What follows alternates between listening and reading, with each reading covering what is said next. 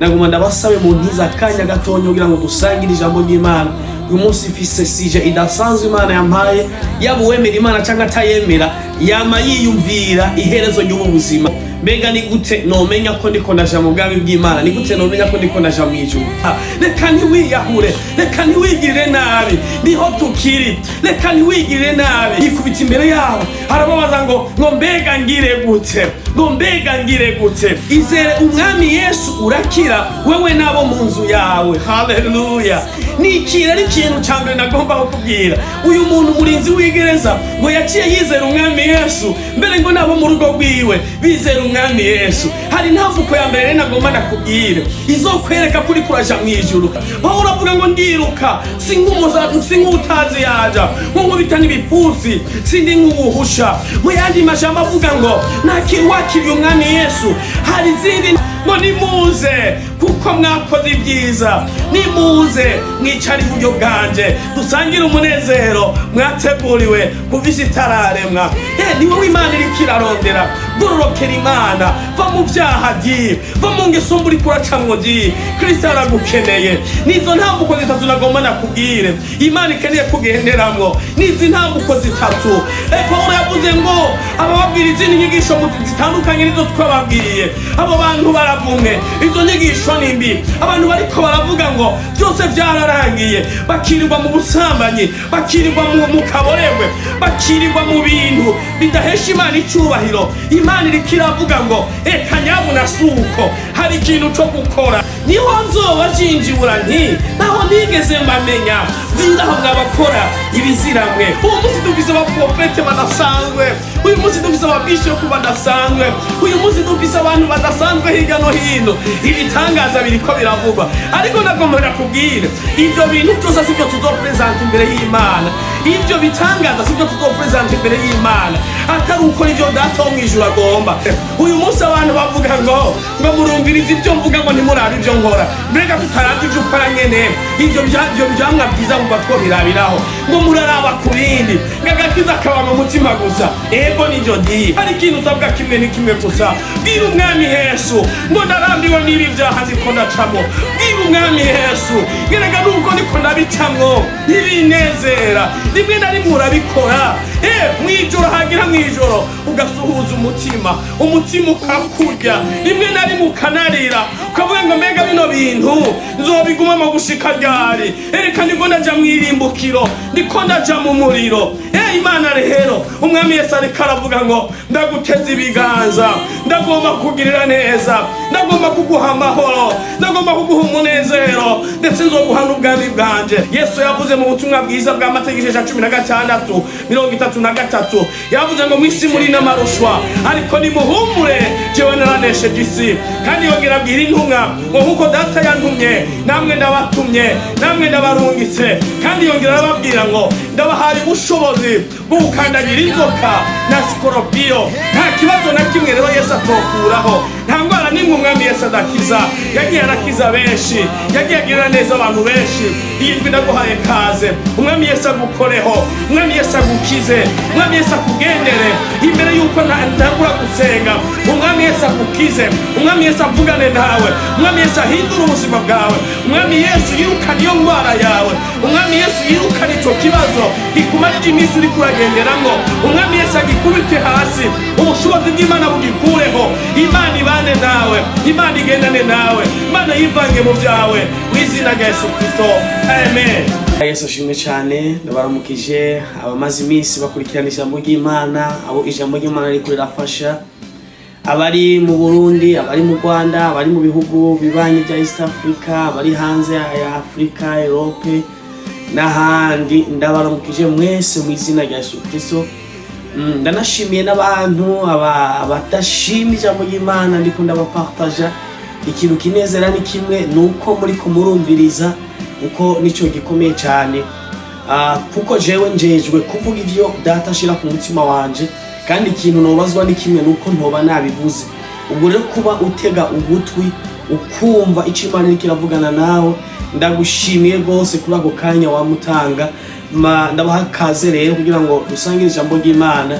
Ushobora kuba uriko uragendera mu modoka yawe, ushobora kuba uri ku kazi, ushobora kuba uri mu nzu, ushobora kuba uryamye, ushobora kuba uvyutse, ahantu hose muherereye ku isi yose, naguma ndabasabe mu ntiza akanya gatonyo kugira ngo dusangire ijambo ry'Imana.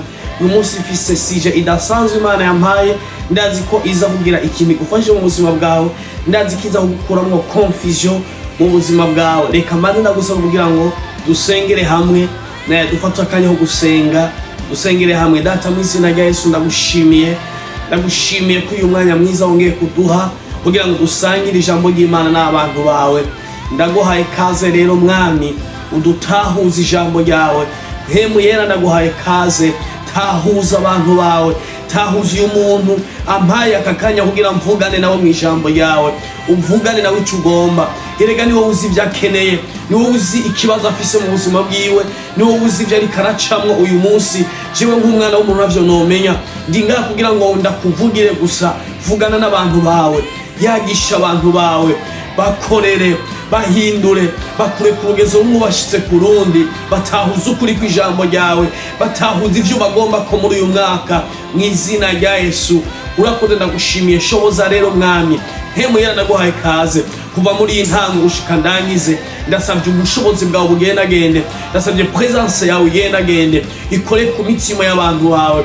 Uzobukoze cyane, ndaguhaye kaze rero muri byose ngiye kuvuga. Ndasabye ngo abari ufata ijambo rya mbere n'irya nyuma, uzobukoze mu izina rya Yesu, amen. Tugomba rero dusangire ijambo ry'Imana. Washobora kuba ufise Bibiliya, ni vyiza kuyizingurura kugira ngo twumve ico Imana ivugana natwe. Ijambo ry'Imana afise Imana yashize ku mutima wanje ni ijambo rivuga ngo mbega ni gute nomenya ko ndiko ndaja mu bwami bw'Imana, ni gute nomenya ko ndiko ndaja mu ijuru.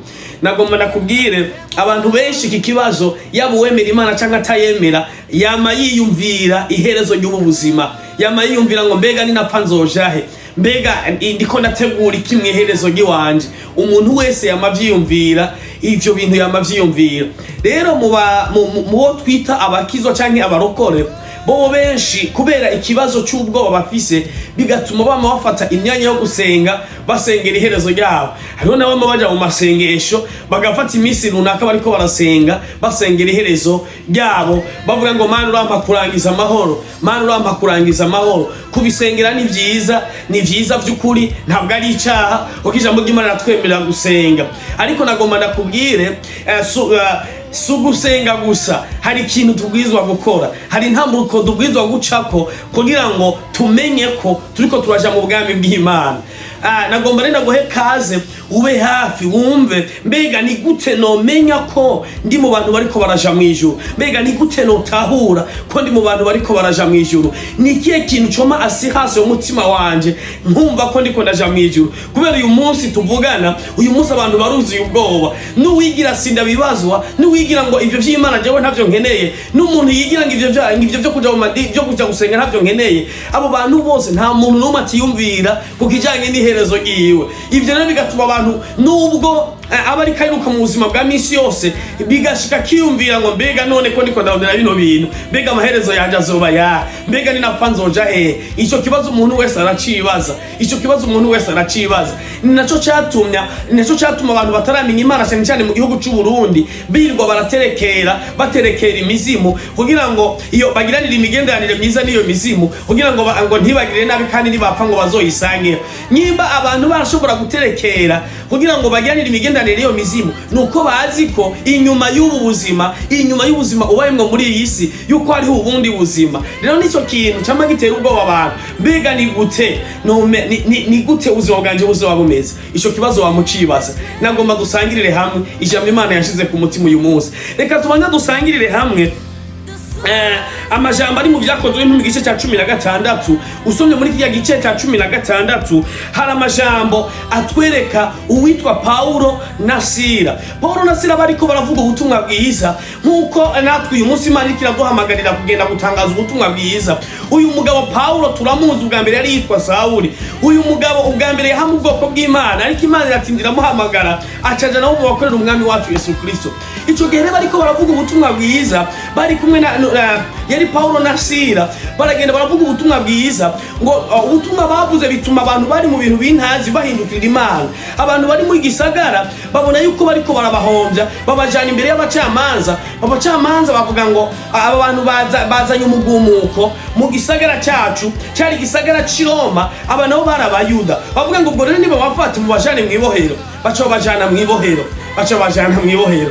Uyu munsi kandi Imana iriko irarondera abantu bafise bene uyu mutima, abantu badatinya urwango, abantu badatinya amajambo mabi, abantu badatinya kuvuga ukuri. Ngo ninavuga ukuri abantu bazonyanka, ngo ninavuga ukuri ngo abakristo banze bazoca bigira. Imana iriko irarondera abantu vy'ukuri bariko barakorera umwami Yesu, badatinya no kuja mwibohero, badatinya no kwankwa n'abantu, badatinya no kuvugwa nabi n'abandi, ariko baradushinga no kuvugira ukuri kwa Yesu Kristo. Paulo na Sila rero barabafata babajana mwibohero. Hanyuma umurinzi w'ibohero bari bamubwiye ngo aba bantu bahoze kwa amaso, abo bantu babohera ahantu kure, ngo babajana ngo mwibohero, ngo mu cumba cyo hagati muri iryo bohero hari amabohero manini nya cyane, usanga abantu bashobora baba bafise abantu bafungira ahantu henshi, babajanye ahantu hagati. Mbere suko bashiraho gusa mwibohero, ngafata amaguru yabo ngayashira mu mbobane z'ibiti, arabashiramo ku buryo bw'uko bariko barababazwa cyane ku maguru. Ariko hari igitangaza nagomba nakubwire, umuntu wese yamamariza umwami wacu Yesu Kristo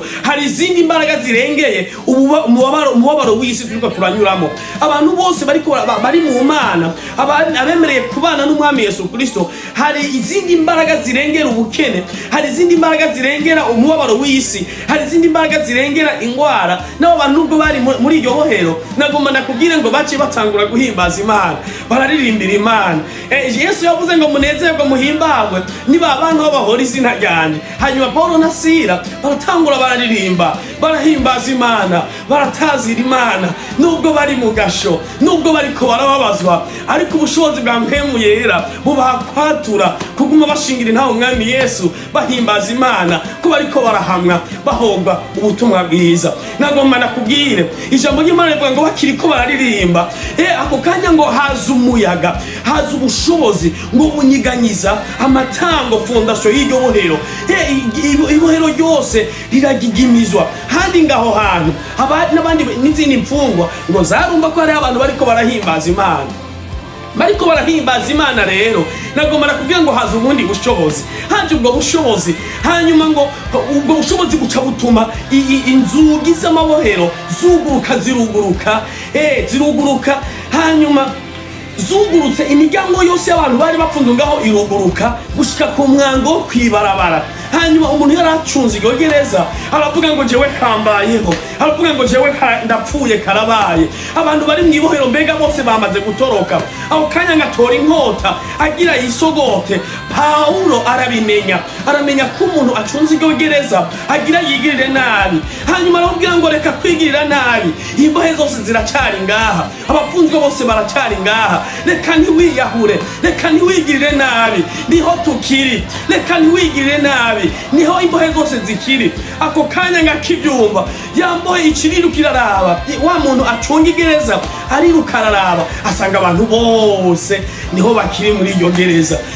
Ngaca aragenda yikubita imbere ya Paulo na Sila, ngo yabanje kubafata ukuboko arabakura muri iryo gereza yari yabashizemo, arabasohora abashikanye hanze, arababwira ngo yikubita imbere yabo, arababaza ngo mbega ngire gute. Nagomba nagusomere inyishu Paulo yamwishuye. Hanyuma Paulo inyishu yamwishuye yamubwiye ngo niyo kwizera umwami Yesu, nukwakira umwami Yesu umwami w'ubukiza w'ubugingo bwawe. Ushobora kuba utarakizwa wigira sinda bibazwa, ushobora kuba utarakira umwami Yesu, ushobora kuba wabifashe ibintu minenegwe, ariko nagomba nakubwire ngo ikintu congere gishobora kuguha assurance kuri kuraja mu ijuru nuko kwakira umwami Yesu, nuko kwakira umwami Yesu akubera umwami n'umukiza w'ubugingo bwawe. Uyu muntu ndiko ndakubwira Yesu Kristo yaraje haraciye imyaka 2000 ngaha mu isi, uwo yaragiriwe nabi, uwo yaratutswe na benshi, uwo yaravumwe na benshi, arihanganira imibabaro y'iyi si, ariko kwari kugira ngo jewe nawe baducungure. Uwo yaraciriwe urubanza bamujana mu bacamanza, umwami aramubaza ngo mbega ntaco wokwiregura ngo ndagukize? Aramubwira ngo wowe by'ukuri nta bubasha wari ufiseko, uko nari kubwira ingabo zo mwijuru ngo zimanuke nanje ngo zingwanirire, kuko yari umwami w'abami. Niwe yashizeho ibyo tubonesha amaso, niwe yashizeho n'ibyo tutabonesha amaso. Uyo onye yahaye ubuzima abantu benshi, harabari bagwaye yarabakijije ingwara, harabari bafise ibuzu y'ivyaha yabagiriye neza arababohora ibyaha. Uwo yarapfuye kandi baramuhamba ku munsi ugira gatatu, azuka n'icubahiro ciwe, abwira intumwa ngo ngiye kwa data kubategurira hanyu kugira ngo aho ndi namwe bariho muzoba. Uyo n'uyu munsi araganje yicaye uburyo bwa data, ariko aravuga ngo mwizere ahindura amateka y'ubuzima bwawe, mwizere ahindura amateka yo mu muryango wawe, mwizere gukure muri uyo mubabaro umaze mu iminsi. Abana b'abantu bo boshobora kuguhenda, ariko uyu mugabo Yesu ntabesha. Hanyuma Paulo na Sila baramubwira ngo izere umwami Yesu urakira be nabo mu nzu yawe. Haleluya. Uyu munsi ikintu dukwiye gukora, we utarakira umwami Yesu, mwakire, muhe kaze mu mutima wawe. Yavuze ngo nijo bamwongere ukuri. Haleluya. Abanje ndabazi, intama ziwe arazizi. Haleluya. Ngo nijo bamuzabibu ukuri, namwe muri amashami. Ni watumenyera ibitubeshaho mu buzima bwa misi yose igihe twamuhaye kaze. Nimba ugomba kumwakira, ni byiza ko uwo mwakira. Ni umwami adahemuka nk'uko abisi bameze, kandi wahora ari umwizigirwa. Haleluya. Intambuko rero ya mbere no kwakira umwami Yesu Kristo. Igihe nakiriye umwami Yesu Kristo, ijambo ry'Imana rimbwira ngo uyu onya Yesu niwe nzira n'ukuri n'ubugingo, nta ushobora gushika kwa data tamujanye. Kwa data rega turahazi, aho ni mwijuru, ni ku Mana yacu. Kandi ijambo ry'Imana rirambwira ngo abamwakiriye bose yabahawe ububasha bwo gucika abana b'Imana. Haleluya. Iyo niyo ntambuko ya mbere. Nagomba nakubwira intambuko ya kabiri. Abantu benshi rero barakizwa, imbere yuko ndayishikako, abantu benshi rero barakizwa bari mu mashengero, bakiriye umwami Yesu, bakibaza ngo birarangiye. Ubu ho haje n'inyigisho zibi, abantu bariko baravuga ngo byose byararangiye, ngo byose yarabirangije ku musaraba. Kubera wakiriye umwami Yesu, baca bagenda mu mashengero ngo bakiriye umwami Yesu, bakicara bakarambya, ukamengo nta kibazo gihari. Ariko ibintu suko bimeze, hari ikintu cyo gukora. Paulo yaramaze kwakira umwami Yesu, ubwa mbere yari yitwa Sawuli, mu nyuma acika Paulo. Amaze kwakira umwami Yesu, uravye mu gitabo cy'Abiko n'igice cya mbere, ugasoma mu gice c'icenda, avuga inkuru nziza cyane. Avuga ngo mbega ntimuzi ko mu birori abasiganwa bari benshi, abahiganwa ari benshi. Muri iyi minsi hariko haraba urukino rw'umupira w'amaguru. Murabona ko abantu benshi bari babihurukiye, bari bariko barabihurumbira, barabaruga rukino, kandi ngo rwari ruryoshe cyane. Kandi baravuga abakinyi, baravuga ba Messi, bakavuga ba Mbappe, bakavuga abakinyi barabahizi muri rujya rugamba. Paulo nawe nicavuga, aravuga ngo sugukizwa gusa, sukwakira umwami Yesu gusa. Iyo duhejeje kumwakira, sukuryama gusa, nyabunda hari ibyo gukora. Ntambuko ubwirizwa gukurikiza. Iyo wakiriye umwami Yesu, sukurambya gusa, hari ikintu cyo gukora. Hari izindi ntambuko zo kuramiriza, hari ibindi bintu byo gukora, hari ibyo duhamagarirwa gukora. Rero intambuko igira kabiri tugomba tuyirabe, ni mu butumwa bwiza. Uravye mu butumwa bwiza bwa Matayo igice c'indwi, urashobora kubona aya majambo. Yesu yariko aravuga ngo umuntu wese amvumbereza ati mwami mwami, si wazokwinjira mu bwami bwo mwijuru atari ukora ibyo data wo mwijuru agomba. Benshi bazombwira kuri wa munsi ngo mwami mwami, ntitwavugishwa n'Imana mu izina ryawe, mbega ntitwasenda abadahimoni mu izina ryawe, ntitwakora ibitangaza byinshi mu izina ryawe. Niho nzoba jinjibura nti naho nigeze mbamenya, viraho mwabakora ibiziramwe. Icya kabiri rero nagomba nakubwira, nagomba nakubarire, nugukora umugombe bw'Imana, gukora la volonté de Dieu, gukora ivy'Imana igomba, kugendera mu mugambi w'Imana, kugendera mu vy'Imana igomba. Nico kintu kidasanzwe. Yesu gahaye ariko aratubwira ngo kuri wa munsi abantu bazoza, hari abantu hemwe muri iyi si ugerageje kuraba, ubu hari ibitangaza byinshi. Hari abantu basengera abantu bagakira, hari abantu bakoresha ubuhinga butandukanye bagakira. Uyu munsi dufise abaprofete badasanzwe, uyu munsi dufise ababishopu badasanzwe, uyu munsi dufise abantu badasanzwe hirya no hino. Ibitangaza biriko biravugwa, ariko nagomba nakubwire ivyo bintu byose sivyo tuzopresenta imbere y'Imana. Ivyo bitangaza sivyo tuzopresenta imbere y'Imana, atari ukora ivyo Data wo mwijuru agomba. Intabwo ukorera igira kabiri n'ugukorera ibikorwa Data wo mwijuru agomba. Ivyo nivyo bikorwa byiza cyane. Yesu mbega bavuze ngo muzobamenyera kuvyo bama, ngo mbega umusukoni wo mbega umusukoni woza kwa matovu uwo wokwita ko umusukoni. Nagomba nakubwire ngo tuzobamenyera kuvyo bama. Nyimba uri umupasitori wirirwa kurenga ibigo, nyimba uri umukozi w'Imana nivyo urasenda badayimoni da, ariko ukoresha amagetsengetse runaka, tuzobamenyera kuvyo bama. Erega sukwakira umwami Yesu gusa, tuzobamenyera kuvyo bama. Kora umugambi w'Imana, kora ibikorwa byiza byo kugororoka, tunganira Imana, kora ibikorwa byiza mu kibano, kora ibikorwa byiza by'umugambi wa Data. Nico Imana irikira duhamagarira ngo tuzobamenyera kuvyo bama, tuzobamenyera ku ngeso zabo, tuzobamenyera kuvyo bavuga, tuzobamenyera mu ntambuko zabo, tuzobamenyera mu ngeso zabo. Niko bimeze uyu munsi. Abantu bavuga ngo murumviriza ibyo mvuga ngo ntimurabe ibyo nkora. Mbega tutarabye ibyo ukora nyene, ivyo byamwa byiza mu batwo birabiraho ngo muraraba ku bindi, ngagakiza akaba mu mutima gusa. Ego nivyo di, agakiza akaba mu mutima, ariko ni watuja kwivayanga mu bindi bintu bitandukanye n'umugambi bw'Imana, n'umugambi w'Imana ku buzima bwawe. Ivyo bintu by'ukuri iyo nzira ntabwo ari inzira y'abantu bariko baraja mu ijuru. Haleluya, haleluya. Ikindi kintu igira gatatu nugutunganira Imana, icyo no kuda sanctification, kwezwa kugororokera Imana. Ijambo ry'Imana rivuga ngo burya ngo umuntu atejejwe ntazobona Imana, umuntu atejejwe ntazobona Imana, umuntu adatunganye umutima wiwe ntazobona Imana.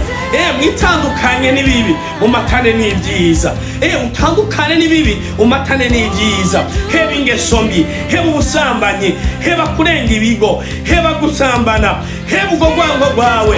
Va muri izo ngeso mbi z'abisi, va muri ivyo vyaho uri kurivayangamwo. Kristo aragukeneye, Kristo aragukeneye, aragukeneye mu bwami bwiwe.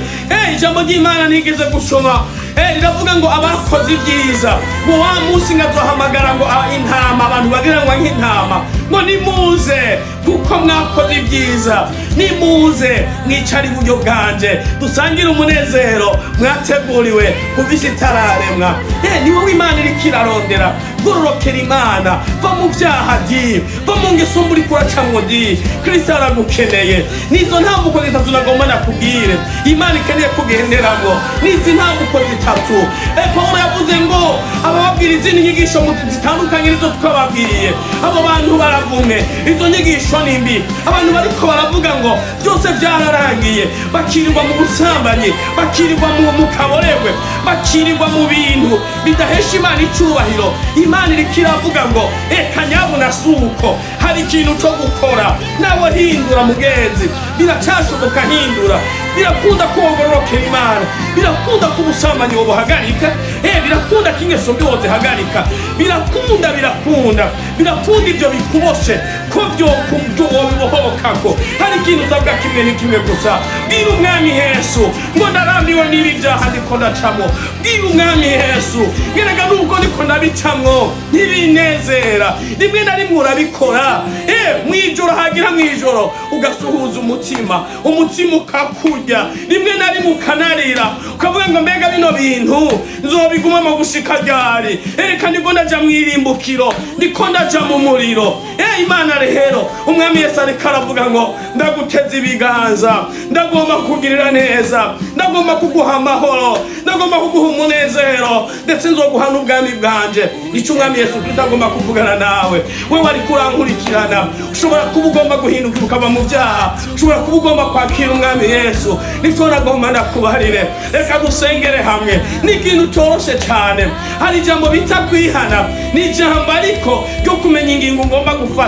igihe nofata amafaranga yanje, igihe amadolari ndayafashe idolari ryanje nkarijana, ati nimurihingungire, bampaye amarundi ntasubira kwitwa amadolari, managize ikintu bita guhindura. Rero gukizwa niki? Nuguhindukira ukava mu byaha ukinjira mu byiza, nuguhindukira ukava ku mwasi satani ukaja kumwiza ariwe Mana. Nuguhindukira rero nukuvuga ngo ibi bintu ndabikegereye, ubu ngomba guhindukira. Mbega nawe uragomba gutangura n'urugendo. Reka dusengere hamwe, uvuge ngo Mwami Yesu, ndakwakiriye mu mutima wanje, ivyo nariko ndacamwo vyari binduhije, ariko ndakwinginze babarira ivyaha vyanje, babarira ivyaha nariko nagenderamwo. Ndasavye amaraso yawe anyoze, antunganye, andika izina ryanje mu gitabo c'ubugingo. Ndagusavye uhora undongora, ngwino umbere umwami n'umukiza w'ubugingo bwanje, kuva uyu munsi gushika ku munsi wa nyuma azomara kuri iyi si. Urakoze, ndagushimiye mu izina rya Yesu, amen. Imana ibahezagire cyane, ndiha abane namwe. Iyi ndwi nabahaye kaze, mu mpera z'indwi tuzosenga abafise ibibazo, abagwaye indwara. Imana ikirampamagarira umunsi umwe mu ndwi kuza ndasengera abantu bagwaye indwara. Nagomara kugira ngo nta ndwara n'imwe Kristo azokiza, rero tuza ndafata umunsi umwe mu ndwi sengera abantu bagwaye, sengera abantu bari ku misego, sengera abantu bari mu bibazo, ibibazo bitandukanye byo mu buzima. Yesu yavuze mu butumwa bwiza bwa Mateyo 16:33 yavuze ngo mwisi muri n'amarushwa, ariko nimuhumure jewe naranesheje isi. Kandi yongera abwira intumwa ngo nkuko data yantumye namwe ndabatumye, namwe ndabarungitse. Kandi yongera arababwira ngo ndabahaye ubushobozi bwo gukandagira inzoka na sikoropiyo. Nta kibazo na kimwe rero Yesu atokuraho, nta ndwara nimwe umwami Yesu adakiza. Yagiye arakiza benshi, yagiye agirira neza abantu benshi. Iyi ndwi ndaguhaye kaze, umwami Yesu agukoreho, umwami Yesu agukize, umwami Yesu akugendere imbere yuko ntangura gusenga. Umwami Yesu agukize, umwami Yesu avugane nawe, umwami Yesu ahindura ubuzima bwawe, umwami Yesu yirukana iyo ndwara yawe, umwami Yesu yirukana ico kibazo gikumarije iminsi uri kuragenderamwo. Umwami Yesu agikubite hasi, ubushobozi bw'Imana bugikureho. Imana ibane nawe, Imana igendane nawe, Imana yivange mu byawe mu izina rya Yesu Kristo, amen.